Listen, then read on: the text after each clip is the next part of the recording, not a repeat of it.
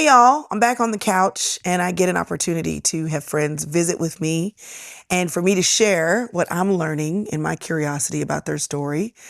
And they get a chance to share their wisdom as I'm asking questions with you. So I'm so happy to have someone that I met because I was on her podcast and she was so fun and our conversation was so great. I was like, well, if you're ever in Dallas, I'd love to have you sit on the couch and talk to me. And Rachel Awtrey is here today joining me. Fresh off the plane. Like fresh off the Uber.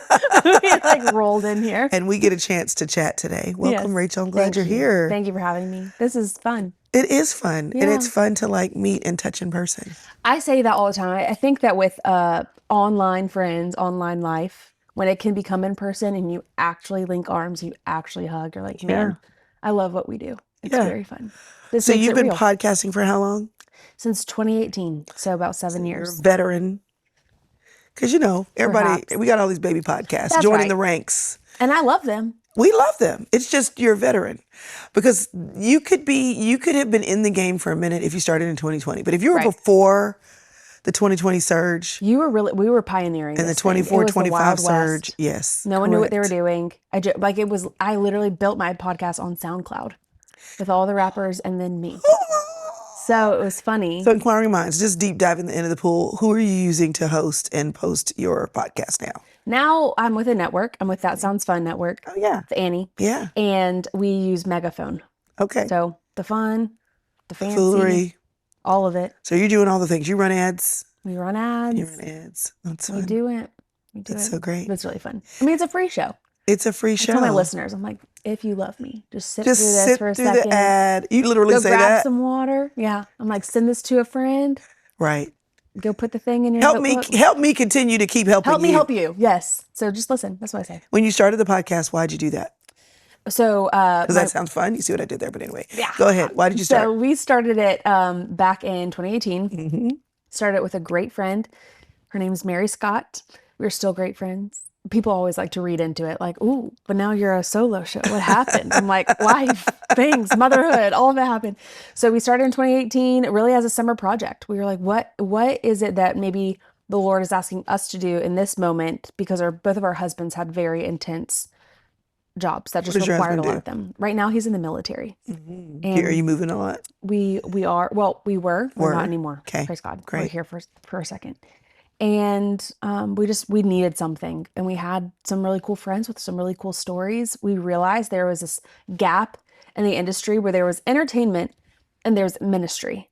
And so it was either NPR, crime junkies, kind of gross shows, or there were churches putting their sermons up from Sunday, which is honorable. But I was like, what is the thing for the woman unloading her dishwasher that can't just have a Bible in her notes right next to her, that wants a little bit of entertainment to laugh, to know it's going to be clean, to know it's not going to be a waste of her time. Right. So we kind of just started. We did it. We made a little talk show, faith-based talk show. And then it grew and it was a lot of fun and it took off. And I think it grew because it was fun for us to do. Is it still fun? It is a blast. What are you doing to keep it fun? That's a really good question. I love that. I think we're very particular with who we have on the show now. And you're talking in we's. Who is the we? Hear me say, when I say we, people are like, but you're the only girl behind the microphone. And I think you'd say this too. Like, there are incredible women and men sitting in this room with us right now. Correct. Bam, bam. Helping make this happen. And I think that if I say it sounds and it feels. So you have a team. Fraudulent to me. I have a team. Okay. Mm-hmm. So we have a producer that edits the show. We have a network that helps us manage and grow and do ads for the show. Mm-hmm. I have some fun personal friends that help me. So I just feel like it is very much a team effort. So when I say we, I understand. I mean us. I just want to know. Inquiring minds want to know. I love it.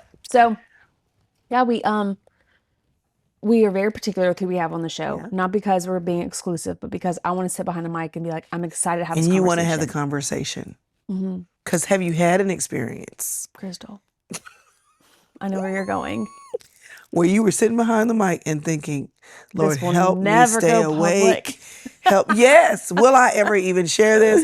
Or I'm going to share this, but I'm going to have to edit the mess out of it to make it something that actually is listenable and digestible. Yes. That is not fun. No. And I say all the time, like, Podcasts are for personalities. If you want to listen to like a book and someone read a script and a thing, Go get an Audible download. go download an audiobook. Yeah. So this is personal. This is personality. And so whenever a guest can't meet me with personality, I'm like, okay. I love it.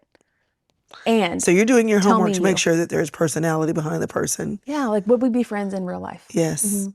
That's always fun. So- That's what makes meeting a guest in person who I have met virtually fun. If it was like I thought we would be friends when I thought about having you on the podcast, and then I had you on the podcast, and it was like, oh, we would be Well, friends. we could go get coffee. We could go get coffee. And people would be jealous of the conversation we're having at the That's table. correct. And we'd have to go, okay, we have to stop. We got to because go. we've been here for 2 hours. That's right. So it's those people that I really am trying to have a radar for. And at this point, I think you get this too, but you have a lot of people that would love to share that space with you, that you do have to have some discernment for, like, okay, Lord, like there's only 52 weeks of the year, 52 shows that we have because we do one once a week, but we're getting 20 pitches a week. Okay, then who is it? And so it kind of feels like a treasure hunt. Everybody that's getting pitched is not. It's not going to be your person. And that's okay. It reminds me of Lisa Turker. She has this book called The Best Yes. And I'm like, if I said yes to you, it might not be a disservice for me. It's not a selfish no. Yeah. It's a no because it might not be the best use of your time and your platform or your niche either. And so I want this to make sense and be strategic because God's strategic. He cares. And so that's why. How much of your time does this take? Because you got kids. You're married. How old are your kids? We have 2 little boys. They're 4 and 2. So you're in the middle, in the thick of it. You get it. This is a nap time hustle at this point, which is why I say we, because there's other people that have to help me. That's correct. Goodness, I don't think I've ever really tracked it, but I would probably say between recording and the strategy and even just like the email management and the admin of it all, it could probably take like easily 10, 20 hours a week, depending on how into it you are. So you've got But it's one of the things that I do. You get this? Yes. It's one avenue of the many. So I also have to be careful because I could give it my all. It is beyond fun for me. So make sure that we're strategic. Are your boys at home? They are. Well, they're on a part-time Mother's Day out. Okay. Yes. Praise God for the Mother's We Day like to outs. socialize them. And we also like to socialize also like to ourselves. socialize me. Good, correct. Yes. So Listen, they're I out. homeschooled my kids.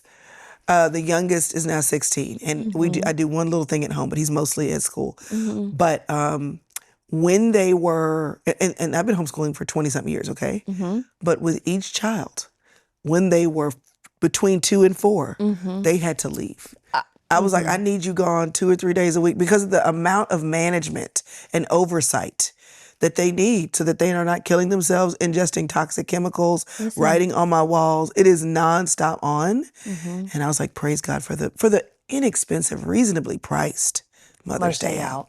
Yeah. Thank you, Methodist Church down the road. I'm like, thank you. So it's been sweet. 100%. And good for them too. Yeah. They realize like, oh, there's other authorities in my life, and there's reinforcement to things Mom talks about too. Yeah.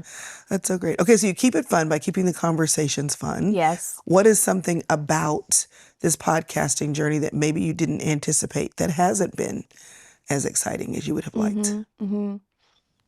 I think that I'll say that when you are sharing your life online, there is this odd tension between I want to share because this feels so natural, and when you have fun people on the show, you can get to talking, and then you say stuff that you remember that was not for everybody. That cannot be out there. So I think what doesn't seem fun is also the weird tiptoeing, again, like discernment and like what belongs out there and what does not, like what needs to be personal and private for my people and what can be public, and when do we share, what do we share, how much do we share, with who do we share, because when it goes public, you cannot take it back. And it does feel like this little conversation that you're having with this one person over coffee. It's just that you plan to press public and you have publish, a microphone right and you here. have a microphone, and it'll be little things, like just a little nuancy thing. But if somebody listens to all of your shows, they start putting things together. They're like, oh, you know what, she talked about this with her husband, she talked about this with her kids. I think this is what's really happening behind the scenes. Or people don't listen to enough shows, and or they they make big assumptions. and That's they get right. super presumptuous about That's it, and you're like, correct. wait, no, we're fine. So my husband is in the military. This is a good example. And he was deployed for a while. And I'm not going to go and post on the internet that my husband's not home. Come and get me. Right, Like, right, absolutely not. right, We're right, ready. I right. dare people too, but like, I'm not going to tell people. And there was this moment. Oh, this is the other kicker. I was getting my ring fixed. So I only had on my wedding band, not my engagement ring. And my husband hadn't been in pictures for about 5 months. And so people just started with their own stories and narratives of what was happening in the Awtrey house. And I'd get messages like sensing some change, praying for all of the things that are happening. And I'm like, Listen, if the Holy oh no. Spirit can stop being the scapegoat for all the things that people are sensing, Mhm. So wow. yes. So it's things like that. That then it's hard not to let it take root. There is like this inner work I had to do, my own confidence, my own identity, allowing people to misunderstand me in order to carry through with obedience. What the Lord's called me to is very hard. It's very hard. It's not cute. It's not fun. It's very messy. My friends in my life now know, like, okay, Rachel, this is a big week for you. How are you doing? Pulse check. So I feel like that's the part that I wish came more naturally that I don't think ever will. Mm-hmm. That I don't love. We went there. I just like we went to the abyss. That's how I feel. That's great. So yeah. Well, and I think people don't need to hear more of that because, you assume somebody has a mic in front of their face, somebody is public, they've got some great headshots. Sure. People make all kinds of assumptions, and to be able to hear, hey, this is the part of it that's not that great. That's important. Well, here's what's great. You have a book that released last week at the recording of this video. And I know that you said you're excited about I am. the book. We have it here, and I want to show it. Love Your Life Even When You Don't Like It All the Time. A realistic guide to unlocking joy in life's messy, mundane, and magnificent places. That's right. You love your cover? She's so fun. Okay, because listen, this is the thing. I don't know if this came like easily or if you had to fight for the cover, but a lot of authors, they have to fight for their cover. And the reason you want to fight for it is because you're going to have to look at it for a few years. That's what they told me. They said, Rachel, if you don't like it, you won't talk about it. If Yeah. you won't talk about it, you won't sell it. That's right. Well, it is. It is super cute and Thank fun. you. And Thank you. all the things on the back are great as well. Thank you. I love Chrystal approved. Chrystal Means approved. the And I'm most. all about loving your life. Like one of the Yeah. things I'm saying all the time is that it's important that you live a life you love. And then, all the super, super conservative people sometimes are like, but we're not supposed to love our lives. The Bible says if you love your life, then you'll lose it. But if you lose your life, you'll gain it. I'm like, that's not what we're talking That's about. kind of exactly where we go here. Yeah. Yeah. It's not love it to the detriment of your spiritual development, growth, and identity. But there is a level of loving that is a part of losing so that you can actually experience something you would have never aimed for. Yes, you got it. What is the thing that you're talking about there that's related to that? Yeah, I think, man, I'm going to say something. Go ahead. Okay. Go ahead. You're a podcaster. Here I go. Us podcasters know how to interview podcasters. Let's do it. The church has gotten so good at talking about grief, sorrow, hardship, hope, all the things. I love it. I'm very good at grief. I can talk about grief all day long. I'm in counseling. I pay a professional.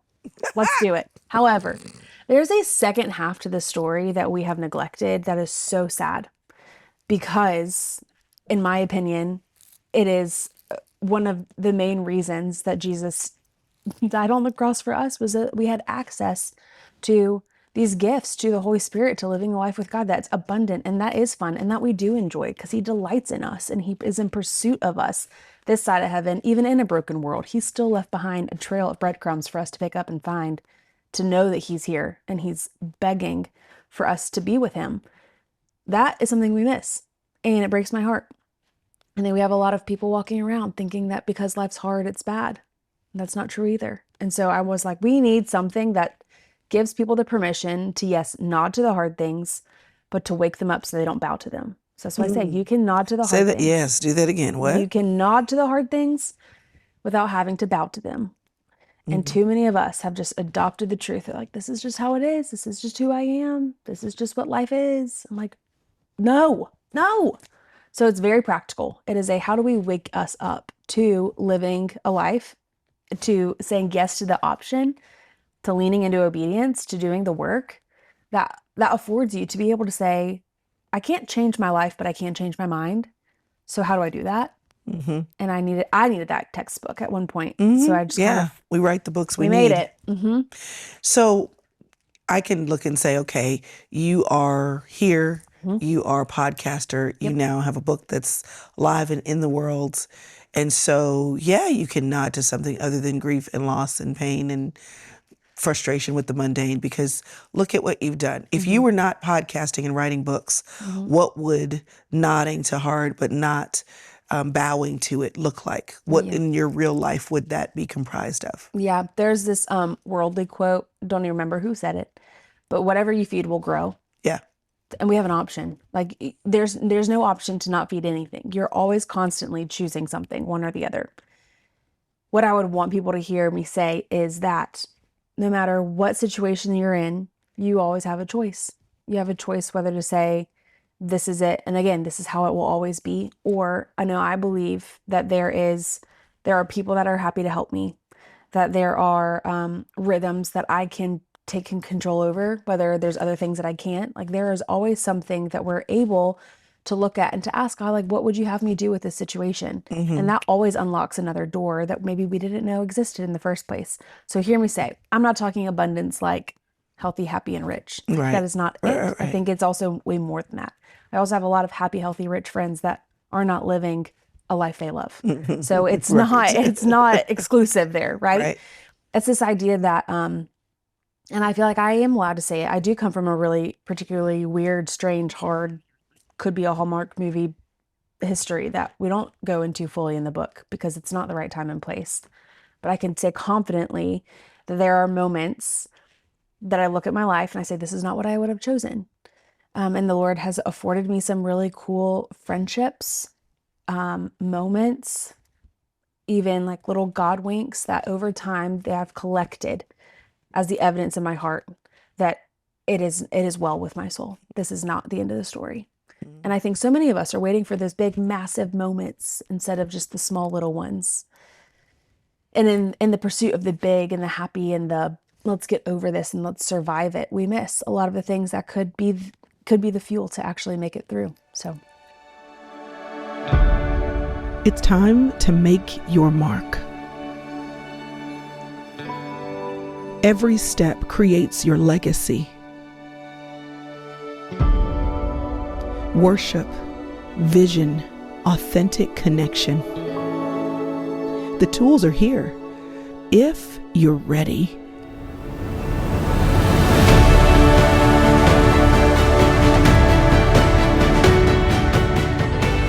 Join women from all over for a weekend curated to change the course of your life.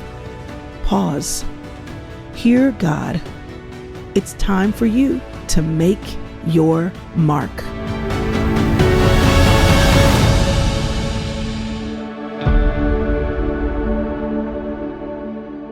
So you have the 4 and the 2-year-old. And I know that it was a big struggle for me too. My husband traveled a lot when my kids were small. yeah. And I don't know what you were doing. How old were you when you got married? Oh, I was 21. You were 21. A baby. You're babies. So I remember feeling, even though I'd always wanted to be a mom, I remember feeling, that season of being unseen and the diapers and the Groundhog Day. We're doing the same thing today that we did yesterday, just trying to make it to nap time, all those pieces. And even though it was a life I wanted, there was a part, and I love that word mundane because it clearly communicates. It's not bad. It's just mundane. What, like, in your daily life with your kids are things that keep you with your eyes open and with you seeing what there is to be seen apart from all the routine things? Yes. This is probably one of my favorite things. So there's several different chapters in the book. I'll pick 2 of them. One of them is my home. I think if the home is where you're going to be a lot of the times when you have littles, unless you venture and go out and you're brave. I want it to be a place that one feels safe and feels fun, but I also want to be able to open it up to people no matter what. So if the world feels hard to go to, then I'll bring the world into me. Yes, absolutely. And so making sure that like we have the $1 boxed brownies from the store so that if someone pops over, It's we a can quick just whip them fix. up and Yep. make it. We have like, it's not cute, but we have a couch people could sit on, right? Like we have mismatched mugs, but you're welcome to go and grab it on your own. And so I think there's this level of gospel hospitality, including being hospitable to your kids. Like what are things that we're providing here at home so that they have little moments that then reflect little fun moments for me as well. So that's one. I'll actually do three. The next one I'd say is play. At some point we grew up and we decided that play is immature. It's not wise. It's not productive. Listen, we're still supposed to play. We're supposed to play. Have fun. Truly. Like, I mean, this is going to sound super frivolous, but again, don't discount the frivolous. Like it all adds up. Do you have a coloring book? Like, what did you do as a little girl that really made you so excited about life? Was it crafting? Was it nature? Do you go outside? Was it music?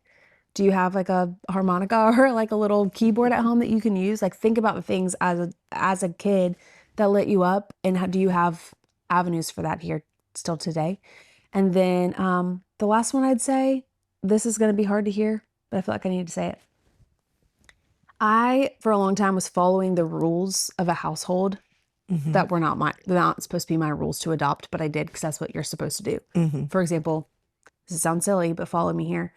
Motherhood, I got in this whole thing. I was like, motherhood's so hard. And then I had a friend be like, why? I'm like, well, because it's hard to get out of the house, you know? And she's like, well, why is it hard to get out of the house? I'm like, well, because you got to get the shoes, you got to get the socks, you got to make sure their hair is not all wild and bedheady and whatever. And she's like, well, why is it hard to get the shoes and the socks and the hair gel, whatever, like the products? So I'm like, well, because, they're upstairs and they're in a drawer. Why do you keep them upstairs in a drawer? Like, why would you not just keep them on your entry table in the front? And I was like, you know what? You're onto something. And I think that if we were to follow the trail back down to these small little tiny nitty gritty things that we can change, we'd be very surprised how in the future it's reflected that way too. So my husband is a pilot in the Air Force. And I've learned a lot, more than I should. I feel like I could fly an airplane if I wanted to. Those things you're like. He likes talking to you about it? Oh, yeah. And you listen? Very good. Yes, we pretend to, like the whole chair flying, figure it out, studying for his tests. I know That's so flashcards. amazing. One of the things I learned was, though, about GPS is you only have to put in the GPS 1 degree off, and over a certain amount of time, Drift. you are way beyond your destination. You're like, but it was only 1 degree, but it matters. Yep. So like, what is the 1 degree that you're doing today that over a certain amount of time, it matters? And there's a lot of things that if we were to backtrack and we realize, ooh, it's just because I didn't do this one small little thing. And again, like if God delights in details, then he delights in ours too. And so that's where we have an opportunity to be like, where do you keep your socks in your house? It feels a very dumb thing to like pray about. I'm not saying like necessarily like get on your knees and fast over it, but like, are you paying attention? Are you woken up to your own life to be like, okay, I could keep my socks by the front door totally in a cute basket, So I mean, I could literally go on. I'm obsessed with it, talking about this. So. Well, when you talked about a home, the first thing that you were talking about, I was thinking, and I loved how you talked about, I mean, it's a couch you can sit on, and you were like, I mean, and the mugs are mismatched, because a lot of times when people say home and whatever joy they're supposed to get out of it, they feel like they can't get joy unless it's a certain way, especially with 100%. The whole Instagram situation. Is, is my house Instagrammable or not? And I've always said, you can come to my house, and if there are clothes on the couch, they're clean. The underwear will be clean. Yes. You can help me fold them, and if you don't feel like it, we're going to push them to one end, and we're going to sit right here. Or you're sitting there, and I'm doing the laundry, and so I come, and the warm laundry just gets, put next to you. It's kind of cozy, warm laundry is. Yes. And just the ability to, and I always tell people, you can come over. First time I'll serve you. Second time, you're at home. Go get what you want. Knock yourself out. I love that. How do you resist, if you even have to resist? How do you resist fighting for aesthetic? Well, hear me say, I do love aesthetic. I do. I feel like you do. I do care. And those are other like little hacks and tips and whatnot. But like at the heart level, what I've learned and what I have to pray through and what I was convicted by is, do I want people to be impressed or do I want people to be loved? Because rarely are they both at the same time. And when I got to that point. I think of all the times I've been over to my friends' homes And it didn't matter. and it didn't matter. Like she had a apple in her fruit, whatever, that should have been thrown away yesterday, Right. And I'm like, oh wait, I got some bananas that are about to go bad too. Like it kind of triggers this response where you're like, I'm safe because it's similar and it's familiar. That's so good. And I think I'm of like, safe because it's similar. yes, because you think of like the couches that like our grandmothers may have wrapped because they didn't really want you to sit on it. And so then what do? You tiptoe everywhere else. Uh-huh.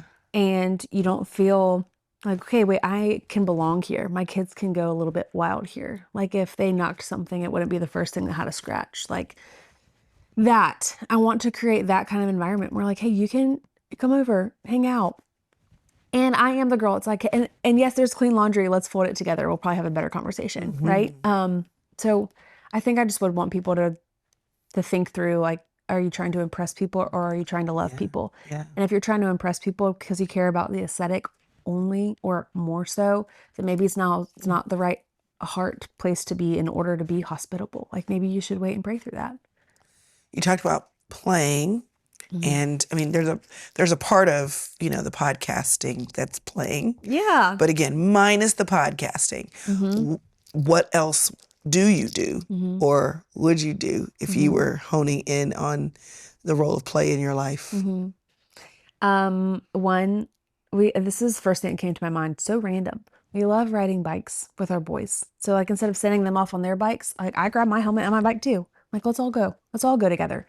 I think of we make friendship bracelets. This is silly, but like we do, and it's fun. And it's kind of something I can invite them into. That's my thing, rather than me having to jump into their thing all the time. We go try new food around where we live, and I'm like, these are the ways that you act in a place that's not our home, and we get to practice that. It's hard, but eventually it starts to become your normal.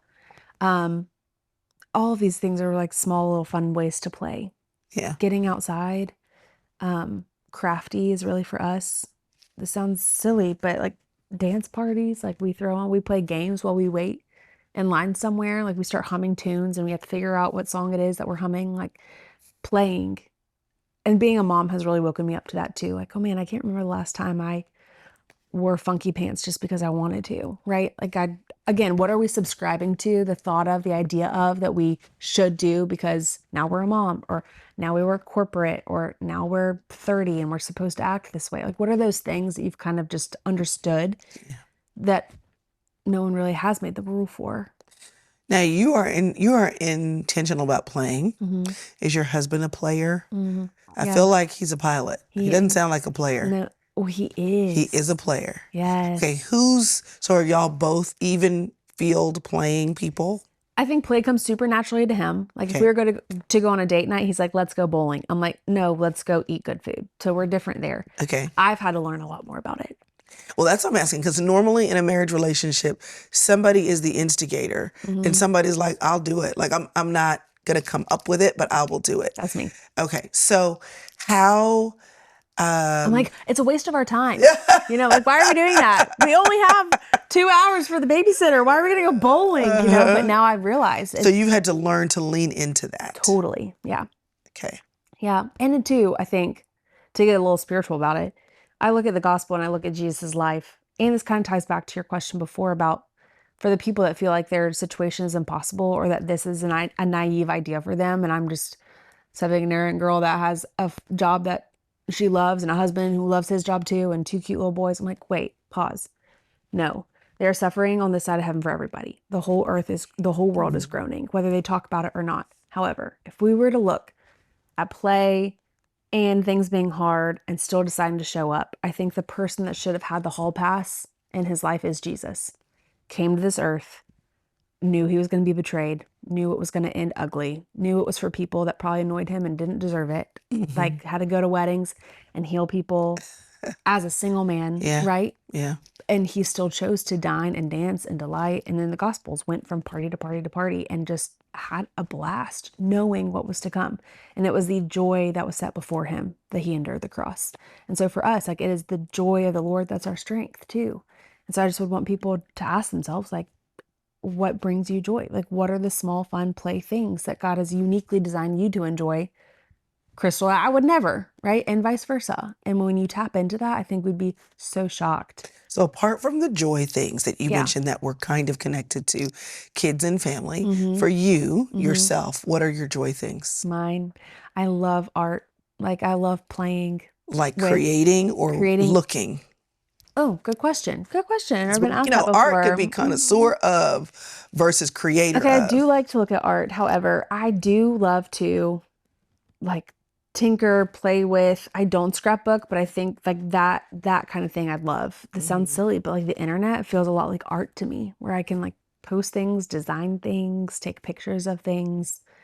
I think when you're like, oh, do you care about aesthetic? I'm like, do I care about aesthetic? I do.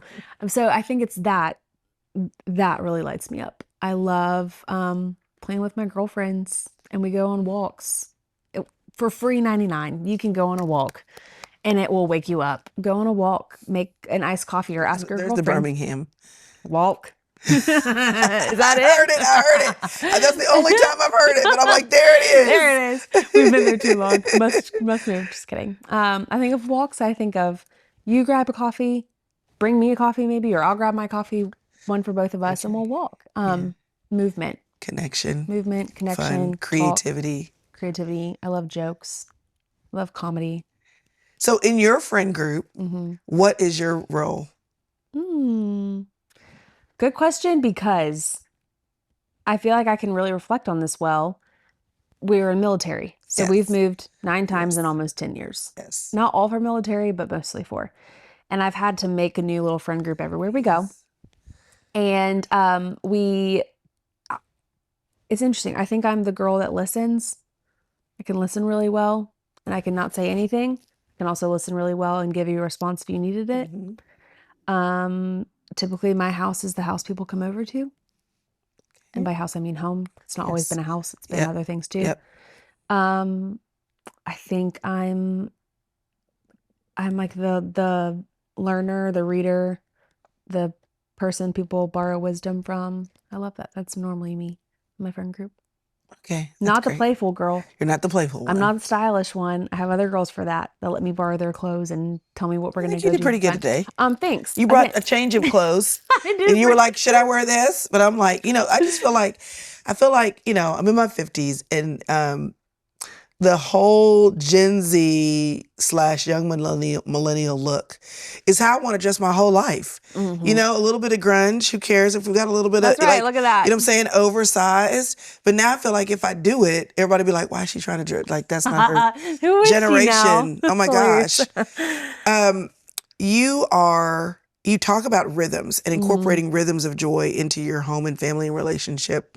I've been talking a lot about rhythms lately because I think we're all out of whack. And frankly, I think we've all been out of whack since 2020. There was a 1000%. collective out of whack. And you have the seasons where we go back to school or, we're for the summer and like we all have to, but there's been a collective, like, what are we doing and how are we doing it? And it just feels like, I don't know, it's just a pervasive sense of, and that I've seen it float around social media many times, but Jamie Lee Curtis, I don't know where I am. I don't know who I am. I don't know what's going on. So rhythm, what does that look like to incorporate rhythms into your life that work for you? I mean, you talked a little bit about some of the things that you're doing, but the ones that help set you up for loving your life. So I first want to say there's a difference between rhythms and routine. Correct. So I think when people hear rhythms, they go to at 8 a.m. I blah, blah, blah. Like, no. Because if that's what we're doing, it really doesn't work for everyone all the time. Right. Rhythms are built for us. That's why we've got seasons. It's like we're built on rhythms, especially as women. So like, what are we reading into? It's very important. I think of, for rhythms too, there's also this disclaimer I want to add. I kind of talk about it as being like a song where with any song, you've got the harmony and the melody, you've got the verses, you've got the chords, but you also have a bridge. You have a bridge. And in a good song, you get a key change. Yeah. Like there's all same Takes you song. up, revs you up. That's right. Same song. Right. You know the lyrics. It's just a little different. Just like get your attention again. So when things shift and change, we joke. We're like, in my family, we're like, it's just a key change. We know how to do this. Let's just do this. Summertime, key change. Back to school, we get a little bit more of an easy verse chorus situation and rhythm. So I'd want to say that this is for everyone, regardless of if you're in a moving around situation like us in military or not. But rhythms do afford you the capacity and the margin to be able to kind of expect what's expected, to give you some room to work with, to change things, to listen to Holy Spirit. Like, what is it today that we're going to do that's different than the rest? To be able to make room for play in a busy schedule. You're like, no, we have room for this. Like, this is just a part of the rhythm we do. We rest, we Sabbath. I think of even like on busy days, like there are crock pot days where the meal goes in the crock pot if we're going to eat at home.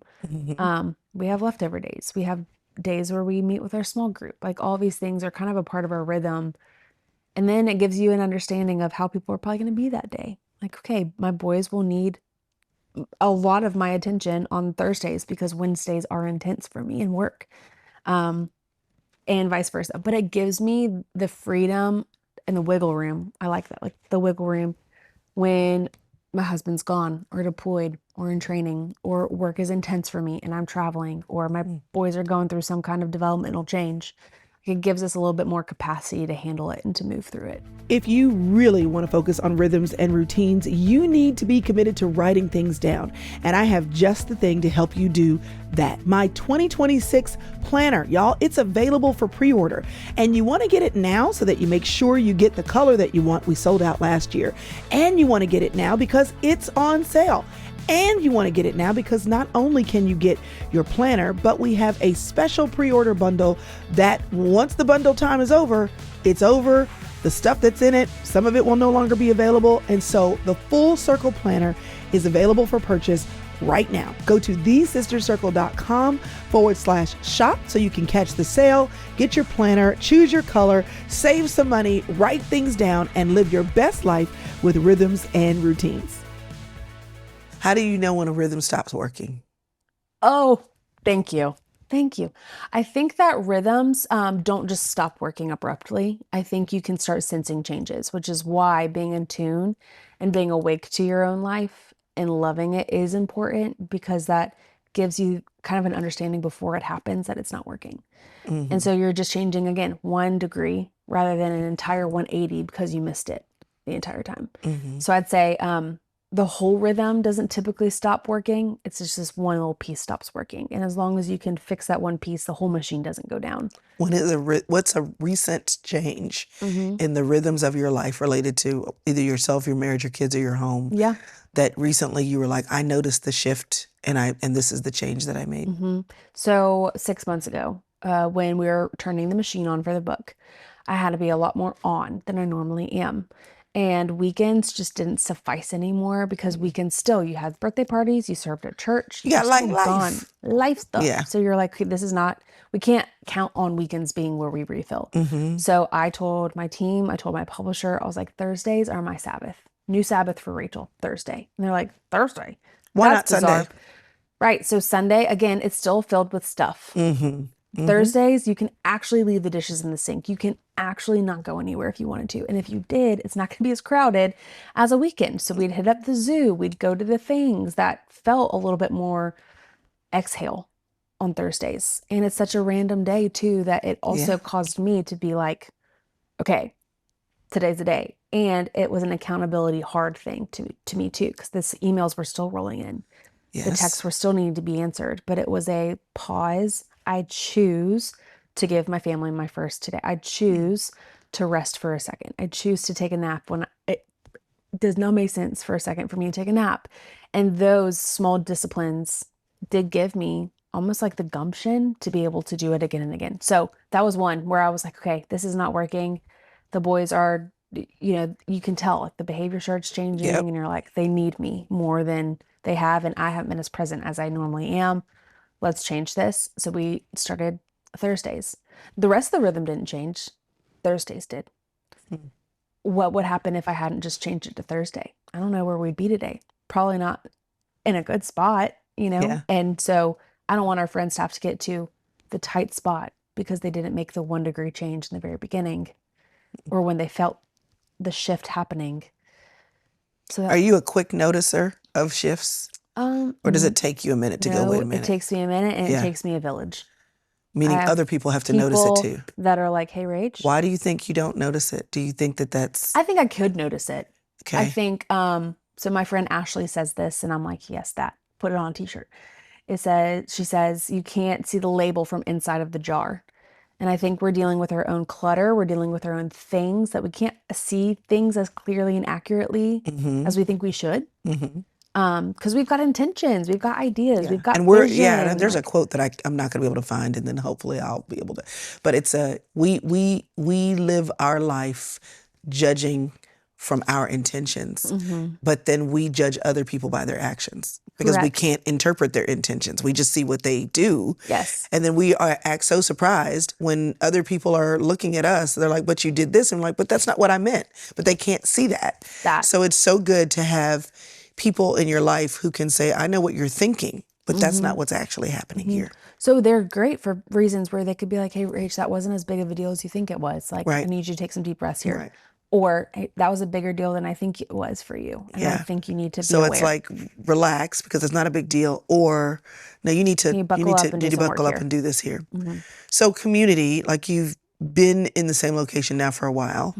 But what would you say to somebody who's struggling? I mean, you've been in that place where because you're moving, you've had to build and rebuild community. So you have that as a first world experience for yourself. And some people, whether they're moving or whether they just have been in the same place, they're just struggling to build community. So since you've had some practice with that, and since it takes community to read the label clearly, since you're in the jar, what counsel would you give to somebody who wants to build community so that, because community is such a big part of loving your life. Yeah. And you've talked about just having fun and that being with your husband, but also with friends. If someone is like, okay, I need that because I may need the accountability from outside of me, but I don't have community, where would you say they start? I'd say one, don't be afraid to go first. I think starting feels hard when you're waiting for somebody else to give you a little bit to work with. But I think being the person that can go and like in 30 seconds of bravery, knock on the door and drop off some store-bought cookies, right? Like write a handwritten note to your neighbor and say, hey, here's who I am. I have 2 little boys. We're outside often. If you ever see us, please come say hi. Here's my phone number if you need anything. Like going first is brave, but is always worth it. That is how I've made most of my friends. There's a story in there about how I literally had my husband roll down the window, stop the vehicle to be able to talk to people on the side of the road when we lived in Oklahoma because there was nobody there to be friends with. You're like, I need them to know that I'm friendly. And I'm normal. I promise. Be my friend. That. And I think that all of us are a little bit afraid to go first. Extrovert? I'm a Ambivert. social introvert. I'm an ambivert. So, okay. I need both. But I think that if we just remembered that other people are just as, if not more, desperate than you to make a friend, it kind of calms us. Like, okay, I think we're so afraid of being rejected, we just don't even go. But so is she. So then everyone just waits around on who's going to go first. So that'd be my first. My second would be like, don't discount who your friend could be. I have some multi-generational friends that are my favorite. Friends that don't look Jackie like Hill me. Perry says that. She says me. when she was talking about her mentor, she was like, the people you need in your life may not look the way you think that they should look. Exactly. And some of my best friends, when I introduce them to like my mom or my mother-in-law, they're like, well, that's not what I thought she would look like. And I'm like, that's okay. Older, younger, whatever. And I'm like, okay, I think that we need to stop creating a character in our mind of who she's going to be and ask our friends to fit into that. That's not fair. Yeah. So I'd say go first and kind of go in with no idea. And it's going to be really cool what happens. You talked about, writing the book that you needed. And again, I want to read the title, Love Your Life, even when you don't like it all the time. So me reading between the lines, because not only do I understand what it means to write the book that you needed, and also because you kind of read between the lines like by literally. putting this in there. What have been what is an example of you not liking it and going, I've got to learn how to do this? Why is this the manual that you've written that you needed? What is the instances that were on repeat where you were like, there's got to be a better way? Spark notes, all of it. It'll all kind of add up. One, I didn't see my life looking the way it does today. What did you think it would be? So I lost my dad in high school through a random accident. Thought I'd have him. My whole life had always imagined him walking me down the aisle and being a grandfather. Now to this day, I don't have that luxury. Like, I don't know what that's like. And so I grieve that. And every day the grief looks a little different. So there's that. I didn't think I'd be a military spouse. I'm just going to be so for real with you. We got married. He was in ministry. He had a Oh, he flipped on you. He had a quarter life crisis. And This decided he quarter life wanted, crisis a thing? it's a thing. It's a But it's a thing. thing. Oh, it was a thing. And so he was not a pilot when we got married. He was not even interested. He was, but I didn't know he was interested in airplanes. So he became a pilot. He joined the military. Didn't know that that's what our lifestyle was going to look like. I thought maybe a 9 to 5 and we get to, like I had no idea.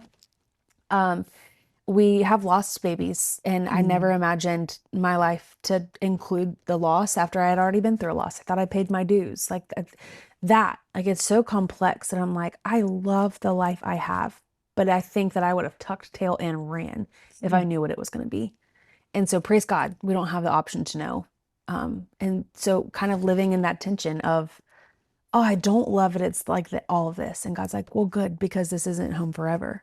But then also learning what abundance looks like the other half of the story. That's like, but we could still love what we have and have this holy discontent while we also are so grateful for what we do. It's like a tension that we are living in every day this side of heaven. And it's going to be so cool one day when it all gets sorted out and we get all the answers we need, but we don't get those today.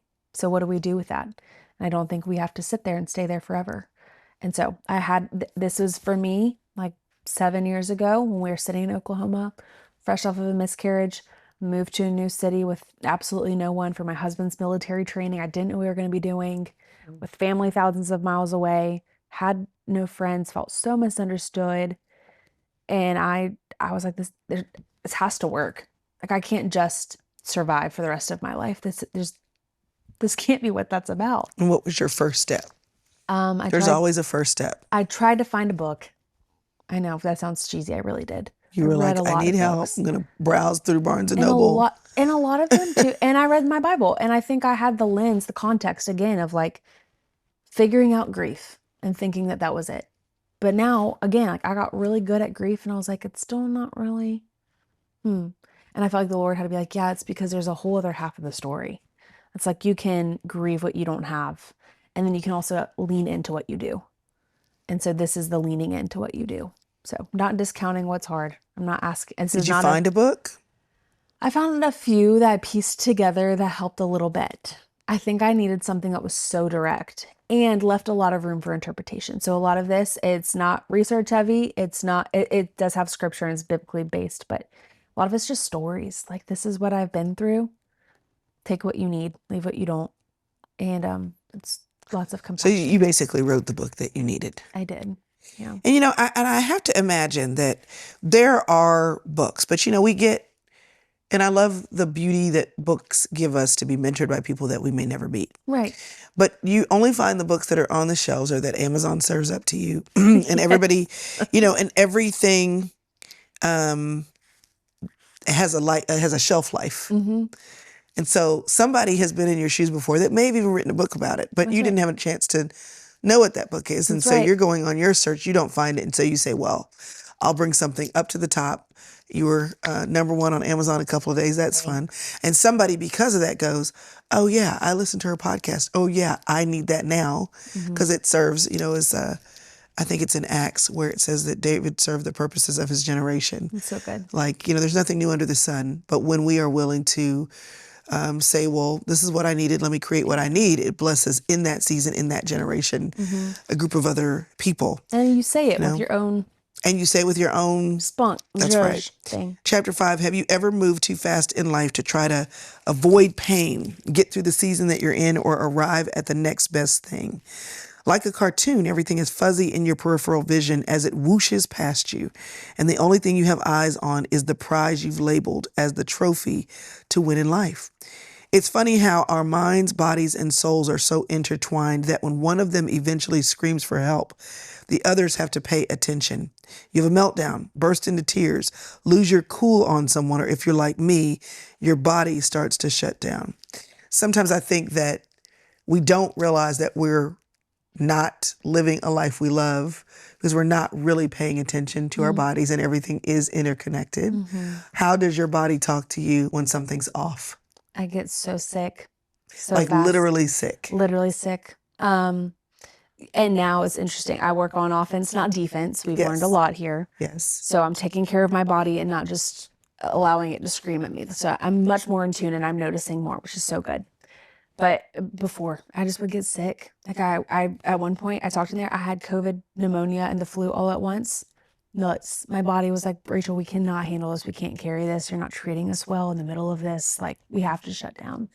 And it's so fascinating how the body keeps the score. Another great book. Another great book. Very good. And if you listen to what your body's trying to tell you, like, we have been created so like on purpose and down to the bones, literally, to be able to tell us kind of like what we need and what we don't need. And so I've noticed now, I think going slow, doing some check-ins, even if you're a schedule girl, even build it into your schedule, you know, like, okay, I'm going to take a moment, take 30 seconds and actually like do a full body scan. Like, how are we? Oh, wow. I was holding a lot of tension in my shoulders. Oh, wait, this is the first time I've relaxed my forehead all day long. Right? Like those kinds of things. Yeah. They do speak to us. And it's a super kind way that Lord's like, okay, you're a soul living in a shell. It's like, keep the shell well so that you can carry through. So last 2 weeks, you've launched this book. Yeah. All the exciting things that go with that. Yeah. What has your body been telling you the last couple weeks? Electrolytes. Like, drink more water. I have taken naps when my boys take naps. Like, when they're like, sleep when the baby sleeps. I'm like, whatever. And when people tell you that, you're like, how in the world am I supposed to do that? And then you realize, just do it. Just sleep when the baby sleeps. Yeah. It's like, shut your mind down and off. I literally tell my people, I'm like, Thursdays are still a thing. Okay.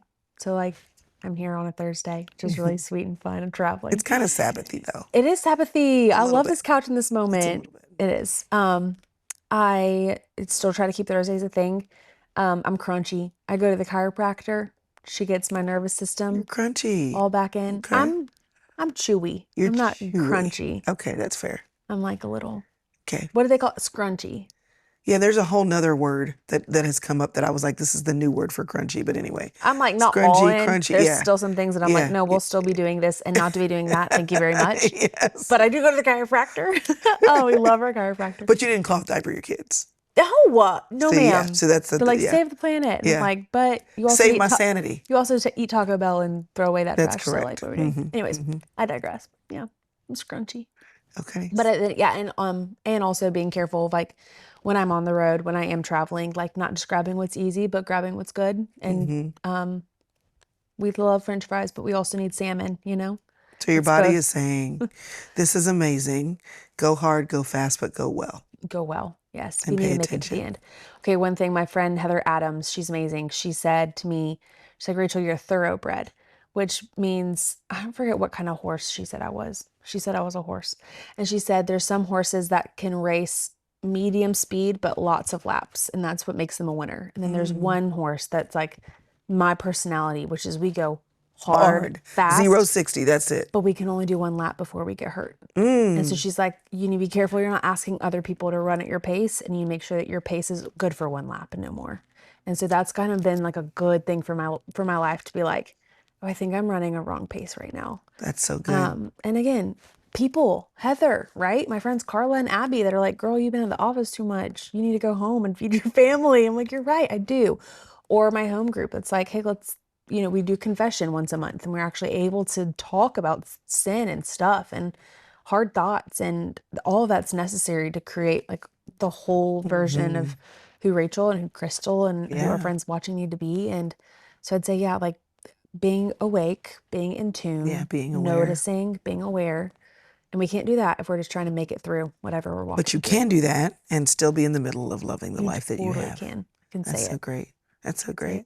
Well, thanks for coming to Dallas. Girl, and sitting with thank me on the you. couch. Oh my gosh. And okay, being cute. My life verse is 1 Thessalonians 2:8. It Yeah. says, I was delighted to share with you not only the gospel of God, but my life as well, because you've become so dear to me. And so I feel like you do that really well too. Like you're so good at sharing your life with people and being generous with wisdom and time. And so I want to honor you for that too. Thank you. It's fun to have friends that share that. Listen, you've got a friend in me. Come on. One more time. You've got a friend in me. Come I love on. it. I got boys. Some we did and that world. Jesse and Toy Story. I know. You got boys. You understand it. Yeah, more than I want to. Listen, y'all, go get it. Love your life. And if you're in the middle of the mundane, you can still find joy. And if you don't have it, then you can go create it. You That's can right. go create it. It's a gift. You got Jesus. Go get some friends. Listen to her podcast. So sweet. Real Talk. Rachel Awtrey. So sweet. Thanks for Thank coming. you for having me. Yeah, you're welcome. Thanks for coming.